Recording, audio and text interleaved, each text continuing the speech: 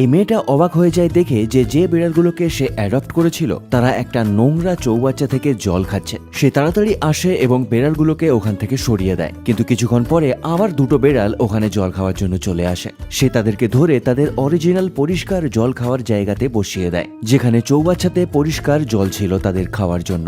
তবে কিছুক্ষণ পর ঘুরে এসে মেয়েটা আবার দেখে যে বেড়ালগুলো ওই নোংরা চৌবাচ্চার কাছেই বসে আছে। আসলে বেড়ালগুলো বুঝতে পারছিল না কোন জলটা পরিষ্কার আর কোন জলটা নোংরা। অতএব এই প্রবলেমটাকে মেয়েটাকে সলভ করতে হতো, তাই সে সময় নষ্ট না করে কাজে লেগে যায়। সবার প্রথমে একটা পাম্পকে ব্যবহার করে মেয়েটা চৌবাচ্চাটার সব জল বের করে দেয় এবং তারপর ওর মধ্যে যত নোংরা আবর্জনা ছিল সেগুলো তুলে ফেলে দেয়। তারপর ঘষে ঘষে চৌবাচ্চার গায়ে যত নোংরা ছিল সেগুলোকেও পরিষ্কার করে দেয় এবং জল দিয়ে নিচে জমে থাকা বালিগুলোকেও ধুয়ে দেয়। এরপর জল ভরে দেওয়ার পর পরের দিন ওই চৌবাচ্চাটাও পরিষ্কার পরিচ্ছন্ন লাগছিল। কিন্তু মেয়েটার কাজ এখনো শেষ হয়নি। সে ওই চৌবাচ্চাটার পাশে একটা ছোট্ট শেল্টার তৈরি করে।